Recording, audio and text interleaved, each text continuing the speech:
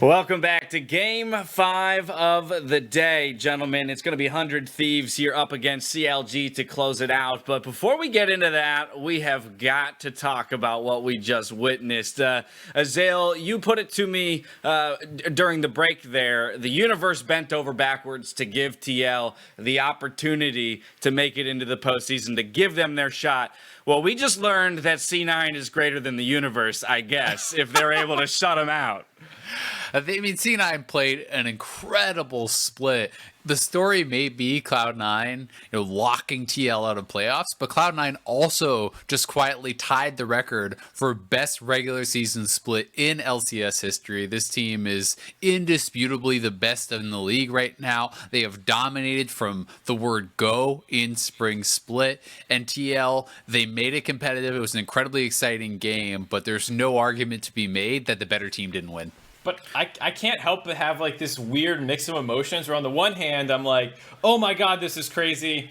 Then there was like this weird backdoor after so many fights. But then also this means Team Liquid's not going to be in playoffs, so I don't get to watch them in the coming weeks. Like I don't know if I'm excited, happy, like that was a sick big brain play, but everything about that ending makes me conflicted.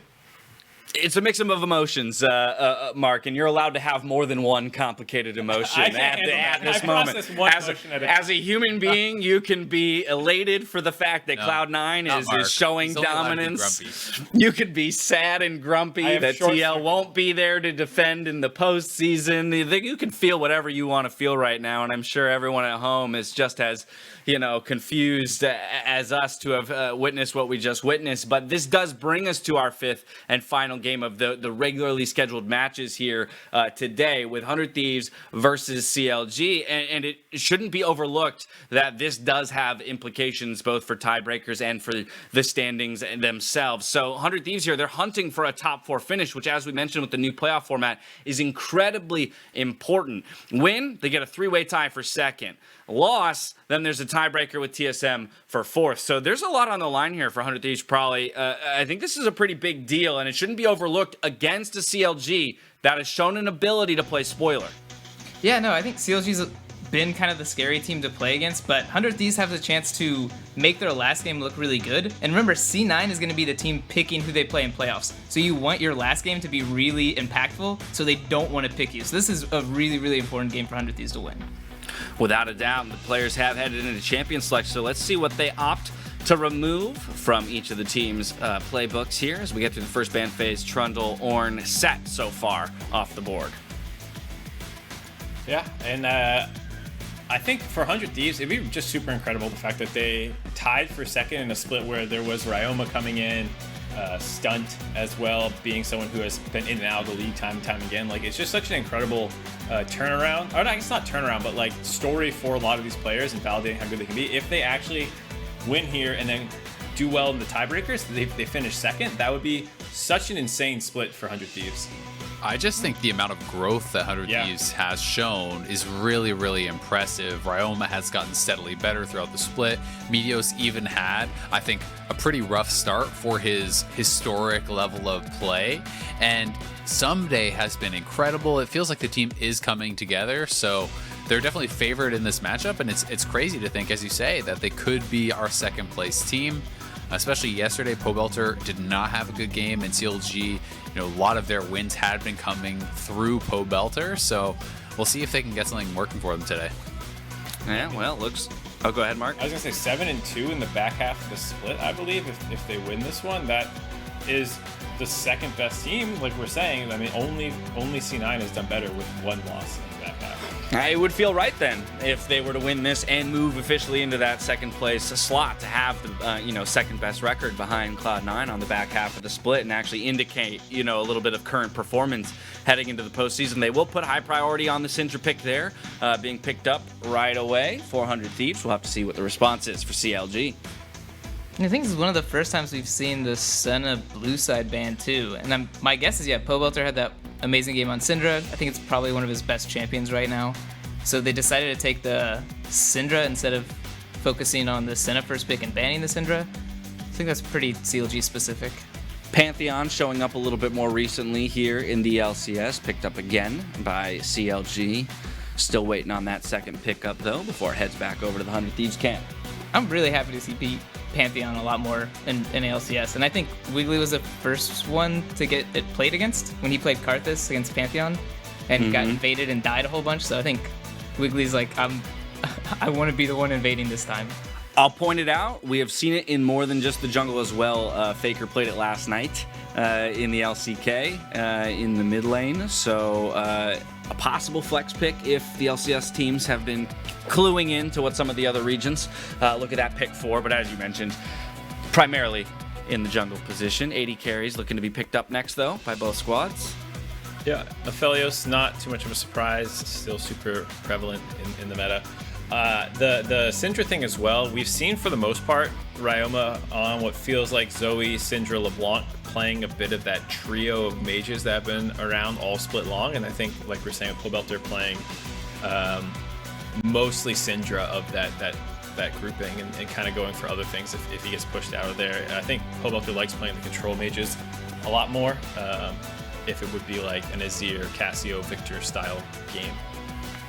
Yeah, this is interesting. With Aatrox locked in, I feel like CLG, either you go top and you give up your Tahm Kench, or you take Tahm Kench that you want to classically pair with the Varus, and you risk having some of those better matchups against the Aatrox getting banned out. So it will be interesting to see what they do prioritize, but Ruin has been a really good Camille, so I would like this, even if it does mean the Tahm Kench gets banned out. There's a lot of matchups that I think are actually very strong into Aatrox, which we haven't been seeing very often in the LCS because they require your team to play differently. It's more of a split push focused game, things like the Camille, things like the Fiora, and I'm excited to see Ruin bring that out because he has been able to shine on it in the past. And they have a good jungler for camping top as well with the Pantheon, so I do like matching the top laners there. It would be really weird if you had support and jungle locked in, the other team had all three laners, and then you're really desynced in the first phase, which generally you don't see people do that often. Right, there is a little bit of a desync though, as you mentioned, with junglers being banned out by CLG now and a little bit of a target towards the mid lane, it looks like, from 100 Thieves. Yeah, so this is a weird desync where 100 Thieves kind of picked both solo lanes when CLG showed their jungle and AD. Obviously, Pantheon could be a flex, but I'd be more surprised. So big thing here is like, yeah, CLG is going to want to use their advantage in the jungle by having to pick their jungle early and banning to be able to dive top. So here is kind of a question like, does CLG have a big enough mid pool to punish the Syndra pick and be able to push that mid lane? Because if they can get that mid push, they should have jungle advantage and technically top advantage, being the counter pick here. And being able to get the dives off against Aatrox is going to be what puts Camille really ahead in this matchup. I mean, they can also get support counter pick too if he wants to take something like, Ori is something I think Pobelter might gravitate towards versus the Syndra. You also see their support, so you'll get basically 3 counter picks in one in each lane. I think that tally advantage is really important. Sorry, interrupt. Yeah, no, you're good. Pantheon. Yeah. Play Pantheon, obviously a really strong combo and would allow them to, also be able to make even more moves up towards that top side. Ekko, actually a really good matchup into Syndra. Yeah, the classic. Yeah, I mean, this is something that also sets up well with the Pantheon. You could have the Pantheon W into the parallel convergence, setting up the Sun there. So there's, another strong solo lane to play through. Also does give you the ability to look for 1-3-1 in the later stages of the game when you have both Ekko and the Camille to kind of split it up. But it does mean that they will lose Tahm Kench, and Tahm Kench also is a champion that is good at responding to some of this side lane play, ulting in your jungler, ulting an additional member to try to pick some of these split pushers off. Just a couple picks left for each squad. Will be Sejuani to round out the composition for 100 Thieves, and that final counter pick in the 5th pick for CLG still to be determined. 20 seconds left to go. I hope this is their opening for another Zig support, by the way. Yeah, I was about to say, I hope it's something interesting, because otherwise there's no reason not to take the Tahm Kench there, because Ekko would be open for last pick. Less exciting, but I do like the Braum and the Tahm Kench with Varus, because with Tahm Kench nerfs on his W, he actually can't eat someone and escape the Varus ult at the same time. So Varus actually can ult kind of anyone and always at least get one target, and Braum can follow up. So I like this, but I was more excited to see the Ziggs again, just, not selfish. Wishful thinking. Either way, the compositions are locked in. So, gentlemen, how do we feel about the overall here now that we've seen the draft in completion? CLG's got to make this bloody. They do not want a 0-0 game. They do not want to ARAM, and they want to be able to get kills early. They want to scrap a lot, and then they want to go into 1-3-1 as soon as possible. All right. Well, I'm going to put the three of you on the spot. Having seen draft, what would be your prediction for the result of this game? Will 100 Thieves give themselves an opening in that three-way tie to challenge for second place with a victory, or will CLG lock it up here for us and give us a 4-game tiebreaker? I think 100 Thieves is going to win this one. I really like the fact that Ssumday... Or all the way around. Sorry, 3-game. I misspoke. Yeah, the 100 Thieves win is what will give the 4-game tiebreaker. I think just with Ssumday and the skill matchup, I always tend to trust them in those. So I think it's difficult to play into the Camille, and they have the worst jungler, but I think Ssumday will be able to withstand a lot of this topside pressure. Azael, final thoughts? I mean, I think 100 Thieves is a stronger team with a much easier to execute draft, so I think that they will win, but CLG has given themselves some good options. You have 2 potentially winning solo lanes who can take over the game if you can get ahead. Faith for the 100 Thieves, but probably told you how CLG would do it if they are to do it. Champion Select is over, which means we head to another 5-minute competitive integrity break. The casters will be waiting for you on the other side of that break to get you straight into the game. After this game, though, make sure to join us back here for the Bud Light Breakdown, where we will be teeing up all of the tiebreaker tournament that is before us, before we kick off the games and award MasterCard Player of the Week. So stay tuned, and we'll see you in a bit.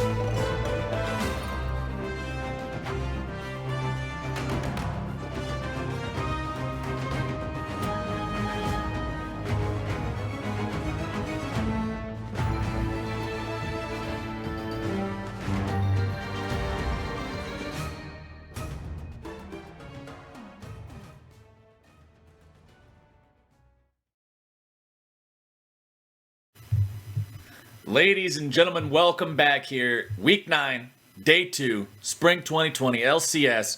You just watched one of the craziest games play out so far, and Team Liquid is now officially eliminated from LCS playoff contention. Ooh. However, we still do have Immortals, Golden Guardians, and Dignitas in a 3-way tie for that last spot. Our next game coming up right now is 100 Thieves versus CLG. 100 Thieves, they're already locked. CLG, they're already eliminated. But the thing is, if CLG wins today, we will play the remaining 3 tiebreakers out after these games. They will be played today. If 100 Thieves wins, there's 4 tiebreakers instead, meaning those 4 games will be postponed and played tomorrow. Yeah, and we have a little bit of time before this game, so I'll talk about a few more standings implications. Okay. I actually, in all of the Team Liquid thought of, hey, maybe they could still make playoffs, with the loss, they actually finished the split 9th, which is, whoa. Like that's just because there's such compression towards the top of these standings. Yep. And in terms of more detail on the tiebreakers that we may or may not see, as you mentioned, if CLG wins this one, we're going to keep going and we're going to resolve all tiebreakers. And what that would mean is the Golden Guardians, Dig, and Immortals would have a 3-way tiebreaker, with Golden Guardians being the final boss for the Dig Immortals game. And then TSM and 100 Thieves would play a head-to-head tiebreaker to determine the 4th seed. Okay. If we have 100 Thieves win this game, that pushes our total number of tiebreakers to 4, which would have the same 3-way tie for 6 with the same rules of Golden Guardian playing the winner of Dig Immortals. But then also, we'd have this 3-way tiebreaker for 2nd, where EG, 100 Thieves, and FlyQuest would all be tied with the same number of wins, and TSM would be locked in 5th. Apologies for those of you who are trying to follow along with just my voice. Hopefully, you learned something. One kind of important note is that if CLG wins this, since there would only be 2 teams tied with the 10-8 record, Evil Geniuses and FlyQuest, Evil Geniuses would actually win the head-to-head tiebreaker over FlyQuest and just be 2nd. So EG, weirdly, is a CLG fan for this game. Right. And so just out of curiosity, I don't know if you know the answer, and I don't want to put you on the spot here. So, but ask anyway. I'm going to, because we have some time. So why is Golden Guardians the final boss out of the 3-way tie? That's just based on the way we break them.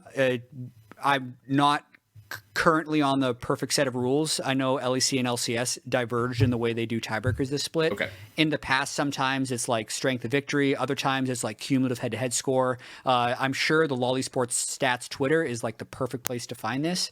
If it's not up now, I'm sure it will be at some point. But there is some numerical reason why Golden Guardians essentially get a bye as opposed to just random draw for which one's the final boss. Okay. So there is some sort of logic behind that, ladies and gentlemen, with Golden Guardians being the final boss in that situation. Either way, that 3-way tie, as he said, has to be resolved. But 100 Thieves and CLG, 100 Thieves already surprising a lot of people by taking down TSM yesterday. And if you can beat TSM, you would think that CLG should be easy peasy 1-2-3-zy, right? You would think, right? You would think. CLG's on a big loss streak. You never know. We've already had the drafts happen. And I mean, so much is actually on the lines for 100 Thieves just based on the way that the current playoff scenario works. Yeah. The peak for 100 Thieves actually is if they win this and then they win the 3-way tiebreaker, they could be as high as 2nd. If they lose this and then lose the 4th place tiebreaker to TSM, they could drop to 5th. And with the current playoff format, top 4 is a very important cutoff, because the first round of the playoffs is the top 4 teams who effectively get double elimination, because the 2 losers from the first week of playoffs will then play the 5th and 6th seed in immediate elimination games. So massive difference for 100 Thieves based on taking care of business in this game. It's a reverse bye. You already have an X on your report card, and you're really close to a detention. So we'll see if 100 Thieves can manage to pull off the win against CLG. It's under their control. I mean, this is a 3-14 team. This has been the roster that has easily struggled the most the entirety of this split. We'll see if Pobelter can make things happen here for him. He's been the one that a lot of people, myself included, have been giving credit towards for having the improved performance since he joined the team, since Crown was released from the roster. But he's going to have to put a lot of work in here today. Yeah, and he tweeted yesterday after a poor Corki performance where he got solo killed by Golden Glue's Silas, that he's been sick lately, he says. He hasn't been playing well, so he kind of like took some responsibility on himself. You can go check his Twitter for more details on that, but I think he started hot, and in about the last 3 or 4 games, Pobelter has actually looked pretty underwhelming. This will be the final game of CLG's Spring Split, so they're probably hoping to end it with a bang. They can really make things difficult for 100 Thieves, as we just talked about, knocking them out of a chance for that second place tiebreaker and instead putting 100 Thieves into a tiebreaker against TSM for 4th if they do it this game. And looking at how they do it, I mean, they've done a pretty classic 1-3-1 composition. They're going to try and do it through split pushing. Yeah, sometimes when you get to the final game of a split, you'll see teams play like meme or troll stuff. We saw a couple of those in the LEC in their week 9, but CLG taking this one seriously. All these champions, pretty standard stuff here. As I want to see if Pobelter can pop off on Ekko. This is a champion that's had pretty strong solo queue stats here for quite a while now, and you can see him getting the better of Ryoma there at the level 1 trade. Yeah, nice little juke of the Q after popping his passive to get additional movement speed, and the throwback counterpick to Syndra did used to be the Ekko. A lot of it is because you can shove out the wave so quickly and then get back to lane so quickly and then roam with the combination of your Q, your ult, and your teleport. So early on, it's not necessarily amazing. If Pobelter can stay even until 6, that would be really good. It's after level 6 where the Ekko would start getting some of those counter properties. Ssumday versus Ruin in the top side. Ruin's been kind of hot and cold so far this split as well. More towards the cold, but he's had a lot of games where you're just left kind of wondering what's going on up there. He's had a couple of solid performances too, but up against some guy like Ssumday that we still find ourselves constantly measuring top laners against, he'll need to really hold his own here too. Yeah, and they might even go for an early dive. I mean, level 3 Pantheon does a bridged route to get up here early, and they're looking for something. Ssumday still only big. Level 2. TP coming in from CLG. They're waiting until they got the 3rd man there to begin the dive. Wiggily is tanking everything up. He utilizes the E to properly block the turret shots, and CLG get away with their kill, but oh no, Wiggily. This is not the path you wanted to take, my friend. Meteos says, here's an ice ball. See you later. Ah, my goodness. That smart by Meteos to be there. So, just so people know, the reason we were talking about playoff scenarios was because there was an actual DC an issue. The timing of that, unrelated, but Jungler also pretty perfect. Yeah, I mean, Wiggily needs to just walk out through the lane. Meteos just waits in the brush, hoping something happens. Actually, it does happen. He's able to get the return kill onto Wiggily. That was... Oh, we couldn't have timed that better if it actually was scripted. That was phenomenal. Ruin didn't really rage quit. I want to make sure to point that out for anybody who might have not detected the sarcasm there, but that was funny to watch. Still, it was first blood over to the side of CLG. Pobelter trying to find a kill onto Ryoma here. Needs a little bit more to get it. There you go. He's even able to get himself away, and it doesn't look like anybody from 100 Thieves can collapse in time. That was actually really well done by Pobelter, threatening the extra damage from Q and then following all the way through Ryoma's flash to get the pass-through of his Q at the very end. A solid 2-0 now for Pobelter after getting the last hit on the dive kill and taking this one. So if they want to do split push, getting the kill onto Ssumday early and burning out his teleport, and then also getting that kill onto Ekko is a decent start. Plus, Pobelter immediately rushing Mercury Treads, wants to make sure he can resist the combined AP damage, but now we're going to see Stunt having to gobble up Cody Sun here on the bottom side. A couple more auto attacks will grab the stun. There you go. Burst coming through. Thick skin appears in time, and Stunt's going to be kept alive. Now Cody and Meteos looking to see if there's anything they're able to clean up. Remember, Stunt is still incredibly low. It's hard for him to join in on this fight. Smoothie going to be tanking up a lot. The Infernum, nice root from Cody on to 3. But Smoothie's there in the front line with the shield, blocking things up for these guys. Flashes coming out. There go your auto attacks, and Cody Sun making a double. Ruin shows up, trying to finish him off. The flash will seal that, as now he gets picked off too. That's only a 1-for-1 on the back end of the fight, and the Thieves come out on top. Really impressed with Cody Sun's Aphelios the last couple days. And I even personally feel like I understand what's happening with Aphelios now. It's cool.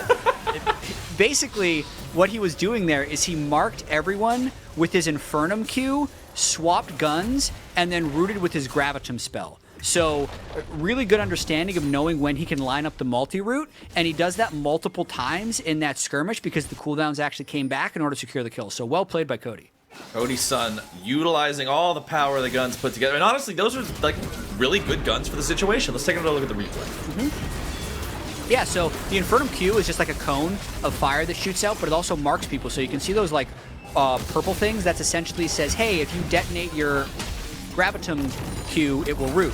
So you can see he has 3 people marked again, gets the root, and that spell has like it's an 8 or a 10-second cooldown as they continue this chase, and he has just enough mana, so he actually flashes, does the Infernum Q, swaps over to the Gravitum, and does it again. So nicely done by Cody Sun. Sure, he dies at the end, but it's after he's picked up the double kill, so he's already got the gold, doesn't really care, and they trade a kill for Ruin anyway.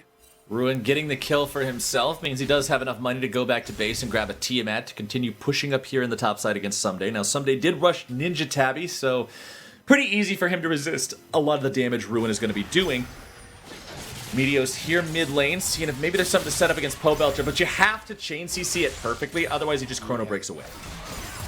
Yeah, well, they were hoping for him to E in, and they're just going to get something, but A little bit of damage. he's so fast. All right. Ekko's so fast once he procs his passive. So hard to gank. Very difficult. But Wiggly's farming up. He's got his red. He doesn't have level 6, though. Meteos does. So if these junglers find themselves in the same fight, it will be advantage to 100 Thieves.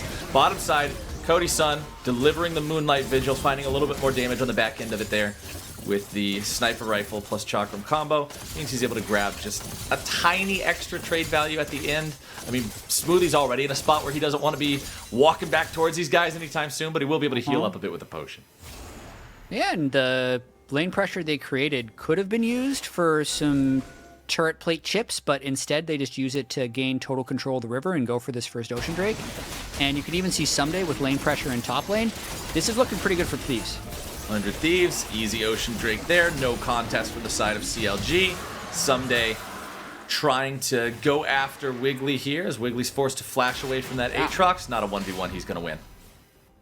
Definitely not with just the double longsword. So Ssumday all alone up in this top side, getting work done. Invades the jungler, spots him, gets his flash, kills the control ward, still catches his wave. It's likely that the Rift Herald will still go over, but Ssumday doing everything he can with the time he had. This game's honestly pretty bloody so far. 7 kills in 8 minutes is above the curve for most LCS matches, unless you just get one that's a complete madman contest. I tried to come up with a good word that wasn't fiesta, but I couldn't really land it. You know, you guys know what was actually going through my brain. But either way, CLG are trying to stay even with 100 Thieves, man. It's 1,000 gold down already at 9 minutes of the game. They are a Drake down. We'll see if they can stabilize it, because Cody Sun on this Aphelios, he had some big teamfight pop-offs in the game yesterday against TSM, and I think it's why they won that game. Just flashing forward, getting all the damage down in the teamfight that he could. He's a pop-off kind of player in late-game teamfights, and now Wiggly's showing up here into the bottom side. Stunt and Cody going to be caught in a 3 versus 2, and Stunt ends up paying the price. Yeah, I mean, overall, good fight for CLG, knowing that they had the Pantheon capable of joining. Sure, Cody Sun is quite a strong Aphelios, but ultimately unable to get any types of kills. Meanwhile, just pressure up top, gets a lot of plates. 400 Thieves. 100 Thieves. Ryoma down to under half HP, though. Has to be careful if Pobelter's looking to grab a kill here yet again. Woo. As flash from Stixxay in the bottom side to stay safe from Cody Sun. Man, Cody Sun is really just continuing to apply threat for this team, and it's a bit of a full court press from 100 Thieves right now. Ideally, if Ryoma is winning the mid lane matchup, this game would be completely out of control for CLG, but the fact that Pobelter is able to apply some mid lane pressure and keeps drawing people here is the only thing keeping it in check. We see Ssumday can just kind of run over top lane at this juncture with his defensive build, and Cody Sun with the early double kill is forcing summoner spells left and right down bot lane, so the map would kind of collapse if Pobelter wasn't keeping the fort held in mid. I wonder what kind of workout he does on back day, because it's got to be pretty impressive with the amount of carrying he's done for this team so far. He did play pretty poorly yesterday. Let me have my joke. The record is I know. I just I think I talked about this on This or That with Kobe, where like you and I were really in it for the Pobelter carry story last week because he was landing so many like sweet equalizers in their game. And then he got caught like 4 times in a row, and we just like didn't acknowledge it. Yeah. So, it was like, yeah, Pobelter's doing great. Except when he doesn't.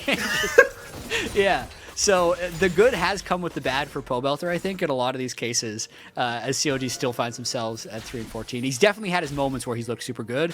I'll give you that. You just kind of got to brush the int moments under the rug a little bit, but it'll be okay. 100 Thieves, they're looking to set up a dive here in the bottom lane, maybe, but they'll just back off instead. Meteos just moving up in there in case there was some sort of a collapse from CLG. Remember, Wiggily does have a lot of mobility across the map with his ultimate, but that's still not going to be up here for a little while longer. Still 20% remaining on that group.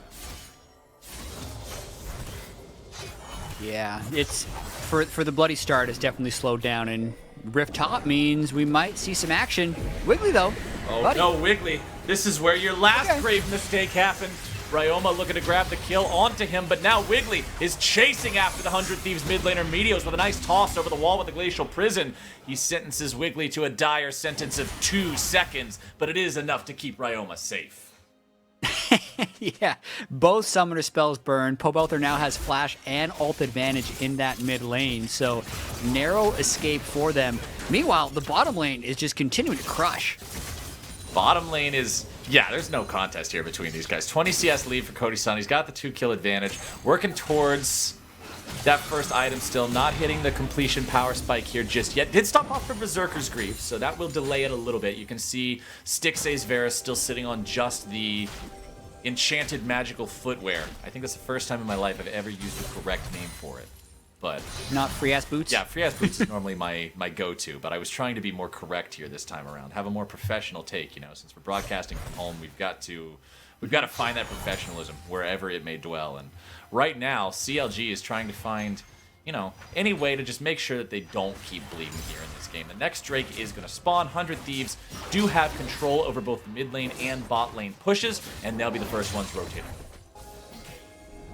Yeah, it does seem like CLG is playing this massive game of catch-up and probably just hoping that Camille and Ekko get to a point where they can win 1v1s in side lanes, because grouping up is not a good idea. I don't know if it'll ever be a good idea I don't think for the so. CLG composition. Yeah, they got Sejuani, man.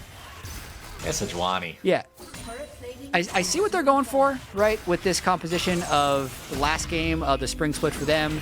Let's put everyone on champs with a bunch of agency and just kind of see what happens. Yeah. However, 100 Thieves has been really good lately at just controlling games with stronger 5v5 late games. So they're on track to do that. They're 500 gold up. They're 2 Drakes in the bag. They're 2 away from Cloud Soul Point. So they're doing it. They don't need to do anything crazy because they've been so good at controlling these games late. And if they can manage to get those split pushers online, I mean, Pantheon's a great champion to have with a team that wants to 1-3-1, because you're always able to join one of those split push situations and make the fight unfair. Wiggily will work there to steal away the blue buff, as Cody Sun and Stunt put the last couple of auto attacks into that bottom lane turret. Plates had just fallen, meaning it was very easily killable, and that is first turret of the game going over to 100 Thieves. I think 100 Thieves, Cody Sun, is going to be pretty big this game. Well, okay. Unless he gets caught out and punished here, Smoothie and Stixxay are moving forward here in the 2v2. Camille's coming. Cody and Stunt backing away, but the cavalry has arrived now for both sides. Cody is popped. You cast or cursed him, Jet, as Ruin jumps in with those scissor legs that Camille has, and snip, snip, Stunt is cut down to size. Caster Cursing is what I do, apparently. It's just teleport up, flash up, but the flank was too great by Ruin. Just the level of aggression that Stixxay and Smoothie were going at them 2v2, even though you know the 2v2s aren't winnable against Aphelios, Tahm, Kench, like someone had to be coming. Oh, nice. And they're just going to keep going. Nice 4-man dive there. Easy and simple and clean coming out from CLG. All right, 100 Thieves is trying to play calm. CLG is not. I like the fact that they're actually going for stuff and have looked pretty coordinated in the last 2, both the kills on Cody Sun and Stunt and the dive down onto Ryoma. Getting the kills onto Ruin, I actually think is the most important part, because if he can start winning 1v1s against Aatrox, we know Ekko can win 1v1s against Syndra, and that would give them some real 1-3-1 pressure. And that last turret, or that first turret, I should say, there up in the top side, that last little bit of health on it will not be chipped away at by the Sejuani. Meteos rotates, will not be chipped away at by those minions, excuse me. The Sejuani moving up there to interrupt everything. I got too many things going through my brain at once right now with all these different tiebreaker scenarios. As the bottom laners from both sides have moved in to the mid lane, and they are going to be pushing these waves out towards both directions. Shelly currently being attempted by Meteos. 100 Thieves trying to grab this one for themselves, see if maybe they can grab a turret with it. It's still alive for plenty of time, so it's not like Baron's going to show up and despawn this thing, and CLG has no intentions of contesting. Yeah, I mean, 100 Thieves still trying to take control. Just so people know, again, if CLG wins this game, our total number of tiebreakers would be 3. If 100 Thieves wins, the total number of tiebreakers would be 4. And that matters because if it's 3, we play them right away. So you'd stick around for like 3 more hours of LCS. If it's 4, you're going to have to tune in tomorrow and stay tuned for details on that bracket. Right. I believe I read that it starts at noon tomorrow, so same time as it would have today. But Cody Sun now once again in trouble. Vulcan with the save. Devour's doing some good work there as Wiggily shows up. And there you go. Pantheon making the plays. Stixxay would have needed one more auto attack to find a stun onto Stunt as CLG walks out 1 for 0. Man, that mid dive is working for them. Normally when you're mid with Tahm Kench, you're feeling pretty safe under your turret, but not the case with how they're going at him right now. And Smoothie's pretty low, but they want to bring the farm. Ssumday in some trouble. Gonna be caught out here. Nice stopwatch from Smoothie just to make sure. Just to make sure. I mean, it worked. It did. It did. Like, it totally worked. Yeah, he's dead. He baited him, I guess? Like, I mean, I guess he did. Somebody had flash. Maybe he would have just tried to flash out, but they had the Camille ult anyway. That, like, okay. Okay. That felt like one of those, so when I'm playing Wukong, I'll stand in front of Blitz to hope he tries to hook me, just so I can press my W and he can hook my clone. Oh, okay. But it's like, you're trying it's to one of those things, kind of, but like it doesn't even really bamboozle. It's just like, oh yeah, I traded cooldowns with you. So like, doing it properly doesn't really give me anything except satisfaction. Like, it doesn't give me an advantage. But doing it wrong gets me killed. And that's what I felt like Smoothie's stopwatch there was. Like, it looked cool. So all risk, no reward. You're just doing it because it's fun. Yeah, and you only get one stopwatch. Like, right, that's not exactly a cooldown that you want to willingly trade, as 100 Thieves are now on Soul Point. They grab that third Drake for free. Ryoma hits one of those Syndra orbs right into Ruin off to the side, but it's not a chance to really do anything with it. We'll see if CLG can get the tier 1. They'll get a couple auto attacks onto it, but they will be scared away by the collapsing 100 Thieves. And CLG is actually accruing a pretty large gold lead, so this is definitely one of those games where the Soul might not actually be the win in the bag if they can keep up this pressure, or they're going to be strong enough that they can create a pick right before that next Drake and start turning it around. So by no means is this completely under control anymore for 100 Thieves. CLG's picked up enough kills in sides and in mids and just Pantheon, Camille, Ekko, like being everywhere, that they're in it. CLG trying to give us a nice long day at LCS to close out the split. Hell yeah. We'll see if they can do it, though. We'll see if they can do it. Lots of money on Wiggily. He had, I mean, when you consider that Wiggly's only death was the unfortunate series of events that happened after the first blood, he's doing pretty darn well here for himself as they try to make a play onto Meteos, but that's not really the guy you can be initiating onto, or is it? Ruin's able to show up from the side. TP also coming in now. Wiggily eating some damage from the Moonlight Vigil as Pobelter goes into the Chrono Break to keep himself alive. Ruin continuing the chase. It's Ssumday who's under pressure as Ruin continues landing auto attack after auto attack, and one more kick does it. Killing spree for Ruin. 11-4 for CLG. Smoothie with a flash away, and the jump to Wiggily will walk out alive. And all this time, Jat, it's Stixxay. Auto into the turret, and another objective for CLG. They keep winning skirmishes and they keep getting more objectives. Not only did they finish off that mid turret, but they also have wave push in both side lanes, because as that fight was dissipating, they just kind of spread back up into split push formation and got the waves going. So good job there by Wiggily, tanking up so much damage with his E, and the powerful Cody Sun of the start of the game hasn't been able to farm, so he's really not that much stronger at this moment. the look was okay for 100 Thieves, knowing that they had this temporary 4v3, but Ruin comes in from the bottom, finishes off Meteos, Pobelter teleports in, zones out 3 people, and that just allows Ruin to chase down Ssumday and get another kill. Yeah, Ssumday unfortunately stuck around too long and paid the price for it. Ruin really getting off to a great start here in this. Look at the comparison between the itemization on the two. It's Ninja Tabby, Black Cleaver, pieces of something for Ssumday. And on the other side, Ruin has a completed Trinity Force, completed Ravenous Hydra, has Executioner's Calling to shut down the healing. He's looking a lot better. He wins. Like, this is kind of the dream scenario when you're picking these compositions of Ekko Camille, where your actual 5v5 front-to-back team fighting is poor, but your flanking is really strong. In order to set up the flanks, you need to be able to win the 1v1s in the side lanes, and that's the position they're in. No way can Ryoma match Pobelter or Ssumday accurately match Ruin and actually threaten pressure. So it means 100 Thieves has to kind of brute force their way through the jungle, and now they get flanked. Nice Chains of Corruption starting off there from Stixxay, but now 100 Thieves have a good chance to turn things around, and a shutdown onto Ruin is going to do just that. CLG trying to make moves onto the tanky members of 100 Thieves and being punished for it. I am on fire. Caster curses, one after the other. Like, next, if I want something to happen, just say the opposite is doing well.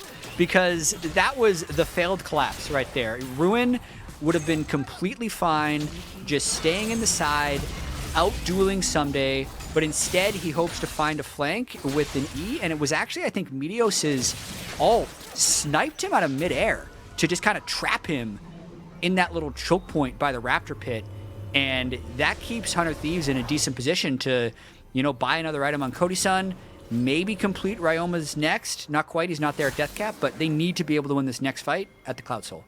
Cloud Soul, man. You've got to keep that away from your opponents just 23 minutes into the game, especially on some champions like what they got. Cody will have extra mobility to try to keep himself alive in these fights. Ssumday can pop the World Ender and just be flying at whoever he deems an appropriate target. Cloud Soul is pretty useful here for the side of 100 Thieves, and CLG with no Drakes under their belt. 100 Thieves can breathe a bit easy if they do lose a couple of these, because it's going to be a long while before they're actually relevant to the side of CLG. But CLG, they're moving up, looking to see if maybe they can take control of this river away from 100 Thieves. Not here. Ryoma losing a little bit of HP, TP coming in. Wiggily looking for the chance to ulti, and there you go. He's found himself in the middle of 5 people, has to flash away. Smoothie has already lost most of his HP. 100 Thieves still being chased out. The crab is smited. Pobelter there on the front line has to immediately chrono break back. Meteos half HP, Stunt, Ryoma all half HP. CLG still looking to contest. Smoothie is almost dead. Remember, the Cloud Drake has been aggroed, and Ruin is off to the side. He's looking for the opportunity to make that flank, and here he comes. He's exhausted as soon as he jumps in. He issues the Hextech ultimatum, but the counterattack is there, and 100 Thieves destroy the CLG lines. Pobelter is forced to flash away as Stixxay grabs himself a kill onto Stunt. It's a shutdown for Cody Sun, and he's looking for even more. Pobelter runs away, and Cody will not grab the kill. It is still a 3-for-1 for 100 Thieves, and they will take that soul.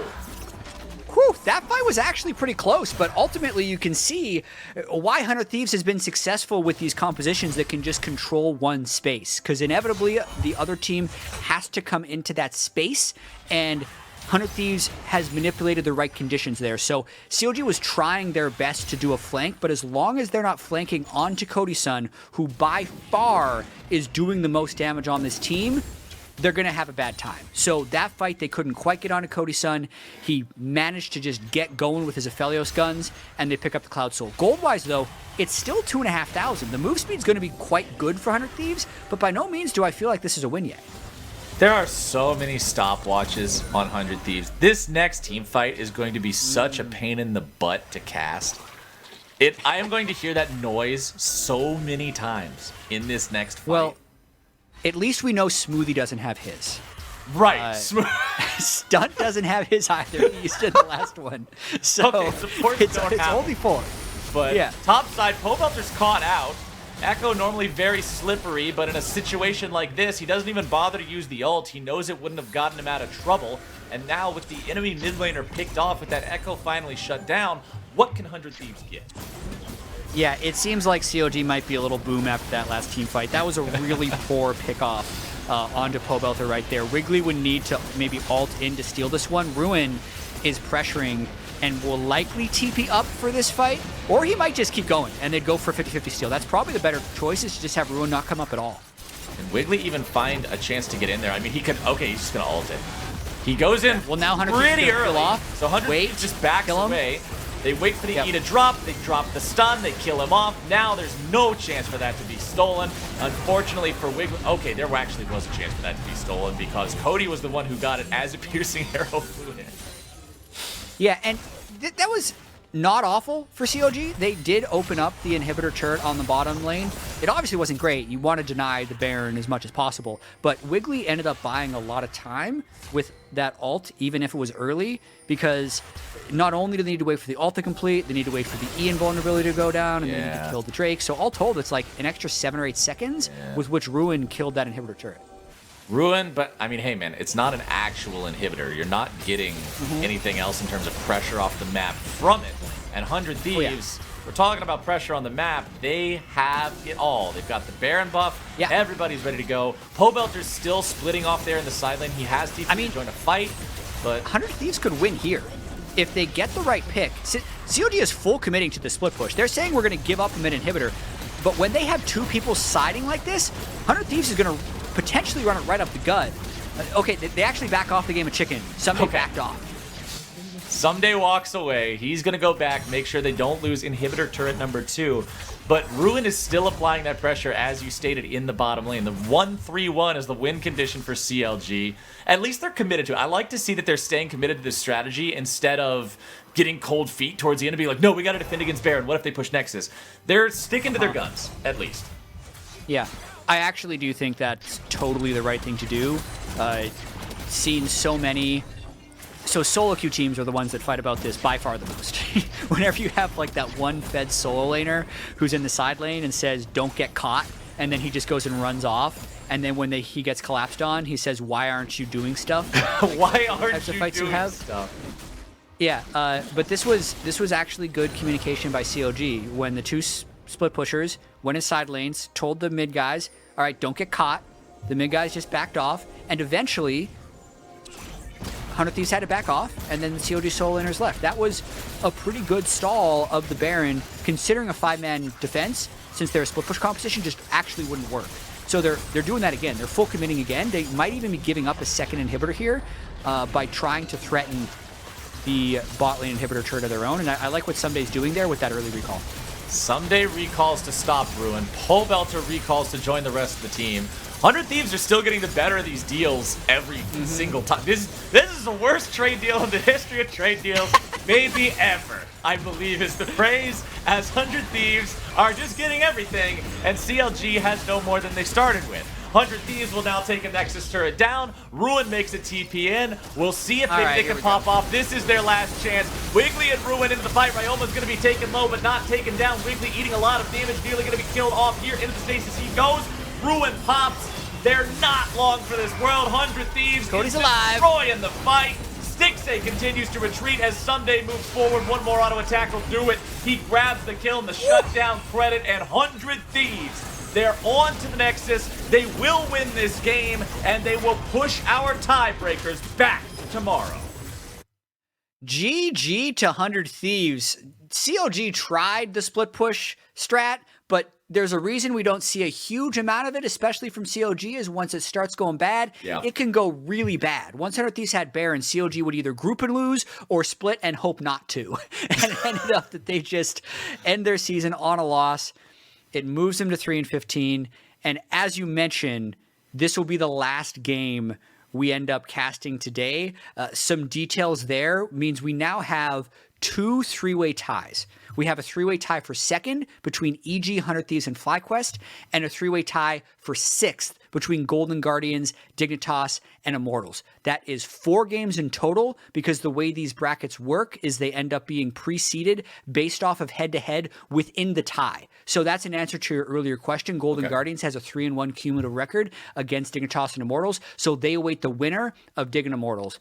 all those tiebreaker games will be played tomorrow with the broadcast. Just double checking confirmation at noon tomorrow. And I said a lot, so I'm going to give you a chance to speak now. I mean, hey, we've both said a lot over the course of these 3 games here today. We have had some absolute barn burners, but that's about it. Again, all those tiebreakers that he just mentioned are wrapping up tomorrow. You'll see those played out here on this channel, so don't you miss it. But for now, we're going to go ahead, head to one more quick commercial break, and after we're back, we'll be jumping into the Bud Light breakdown, and Dash and the gang there, they're going to be wrapping up the week's action, talking a little bit more, I'm sure, about those tiebreakers. Jat already mentioned that Golden Guardians are the one in that seeded spot for the 6th place tiebreaker, but the 2nd place tiebreaker is, I'm not sure who's the one who gets seated in that one, but it's still very important. It's between EG, 100 Thieves, and FlyQuest, and we'll have the schedule up to say exactly where all those things are. I saw a nice tweet by FlyQuest earlier, like people trying to figure out LCS tiebreakers, because we have this amazing foldy sheet made by our stats team that tells us all the 3-way ties, but it doesn't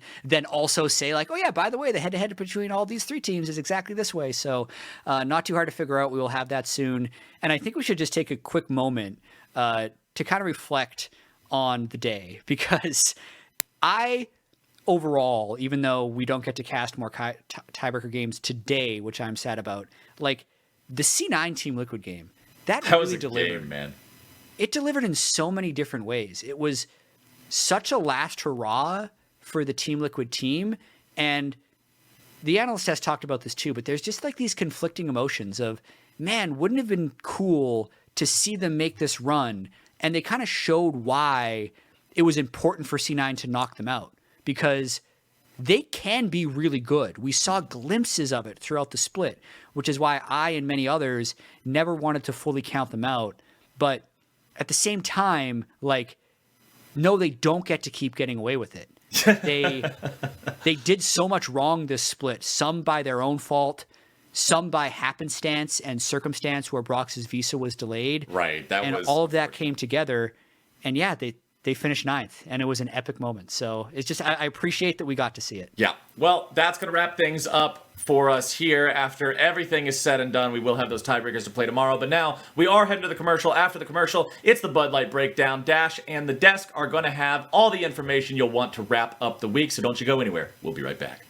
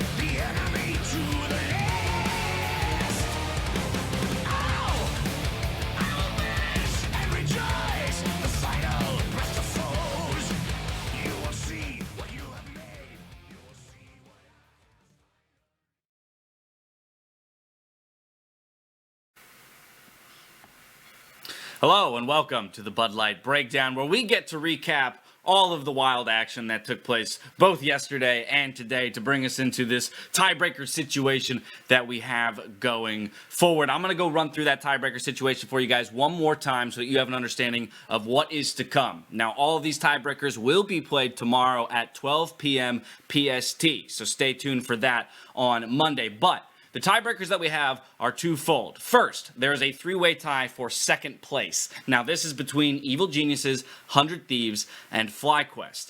As Jat explained previously, the way that these work is a gauntlet formation. So there are only 2 games needing to be played to break a three-way tie. FlyQuest and 100 Thieves will play first. The winner of that game will move on to play EG for second place. Now, we have the same exact situation happening in 6th place. That is Golden Guardians, Dignitas, and Immortals. So again, a three-way tie between those teams for 6th. Dignitas and Immortals will play each other first, and the winner of that will go on to play Golden Guardians for the 6th and final spot in the postseason. There you have it, gentlemen. Those are the 4 games to be played tomorrow. I want to get your first takes, though, on the situation we wound up in. Of all the different scenarios that could have played out this weekend, this is the one we found. How do you guys feel about it? I don't know. Same way I said before, I don't know how to feel without TL kind of in the playoff hunt at all. As well as, like, I feel like for a lot of the teams in that 6th place spot, so much of their spring split, it will get kind of oversimplified into some of if they made playoffs or not for people like Froggen and Huni. Like, what does that 2.3 million meme that people always are saying sound like when he's in playoffs versus not? And same with Smoothie, and same with a number of people on these teams. Yeah, I mean, that's a really good point there, Mark. I'm going to come to you on kind of the similar note. Even if we break away from the teams themselves that have qualified, looking at specific individuals and the idea that some of these biggest names in the LCS scene won't be here in a week. Yeah, it's really crazy. And Mark and I were actually having this discussion during the break. We're talking about All-Pro, and we're going to have to do our votes for MVP and all the All-Pro teams. And how much do you value just making it to the playoffs, right? We were kind of having this back and forth discussion about Xmithy, and how do you judge his season?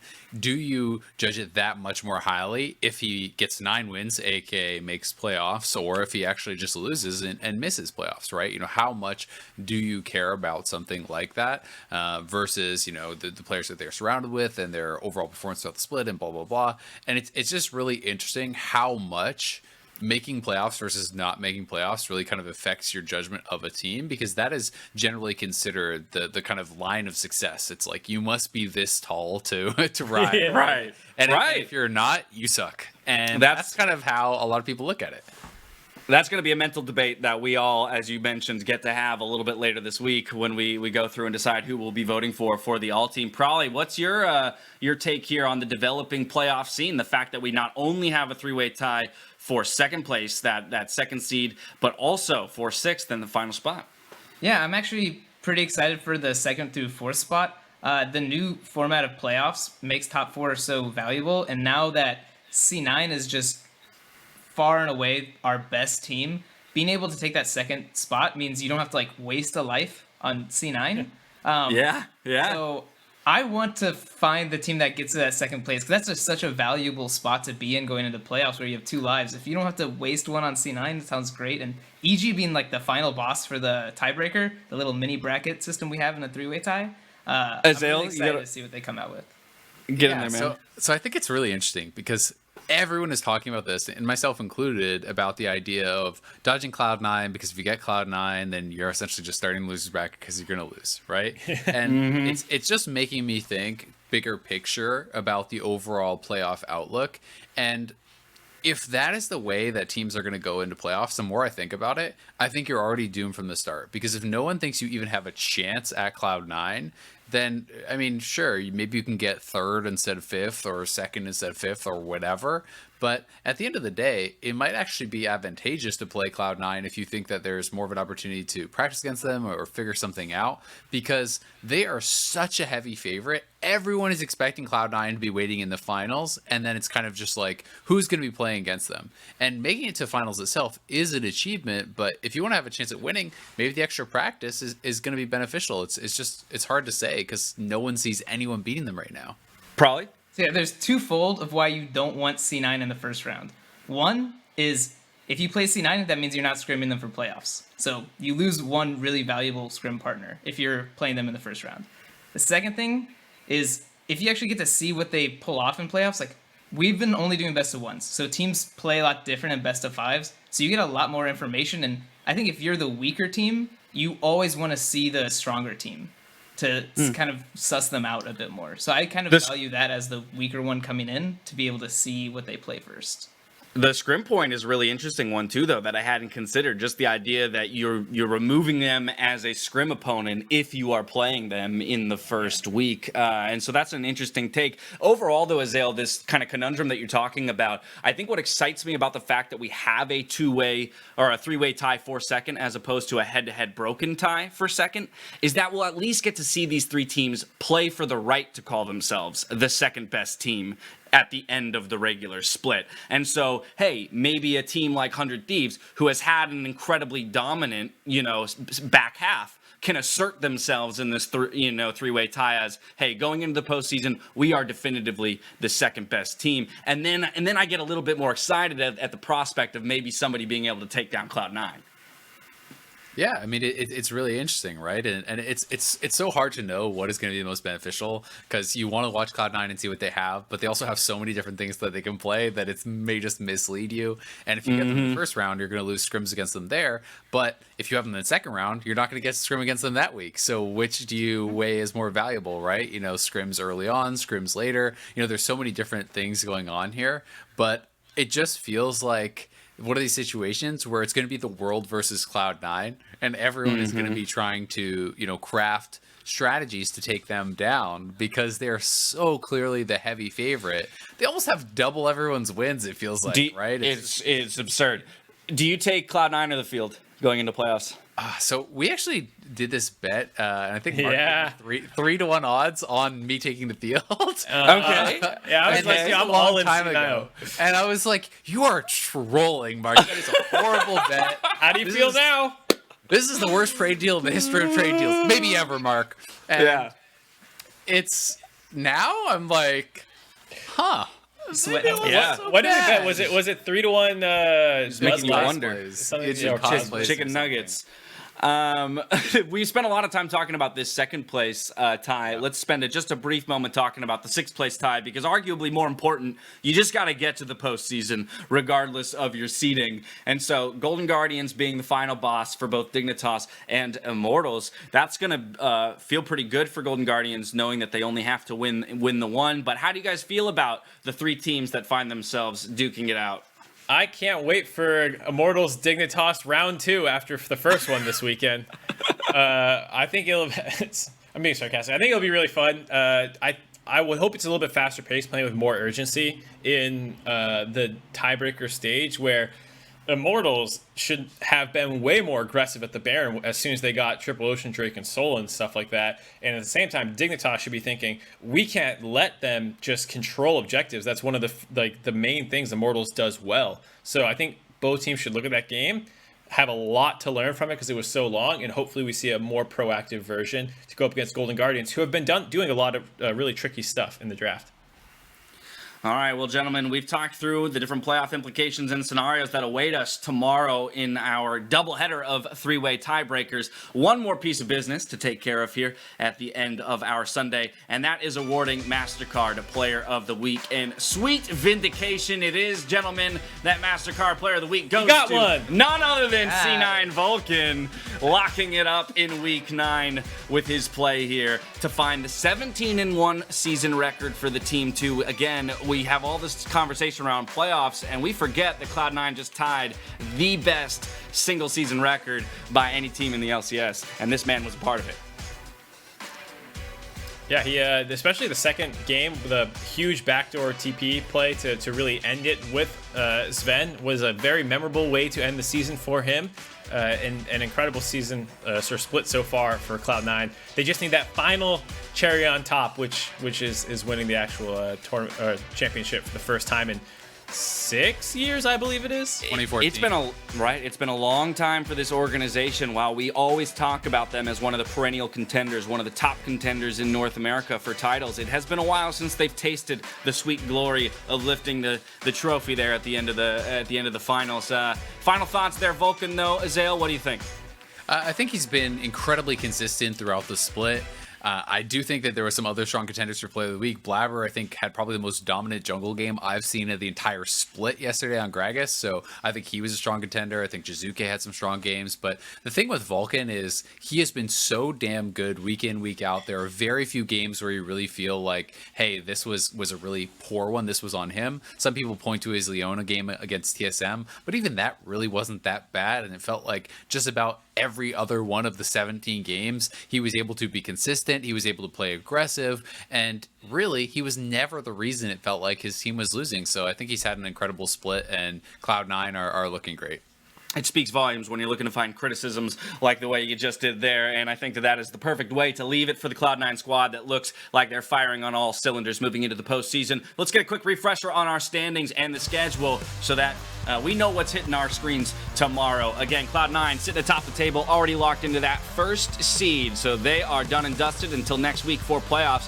100 Thieves, Evil Geniuses, FlyQuest, they're the ones playing in that three-way tie for second tomorrow. And then, of course, TSM locked into fifth place. That would be right behind them. Immortals, Dignitas, Golden Guardians, all at 8 and 10. They're duking it out for the sixth and final spot in playoff positioning. Let's flip now to the schedule, though. See which order we'll be playing all of those games there tomorrow.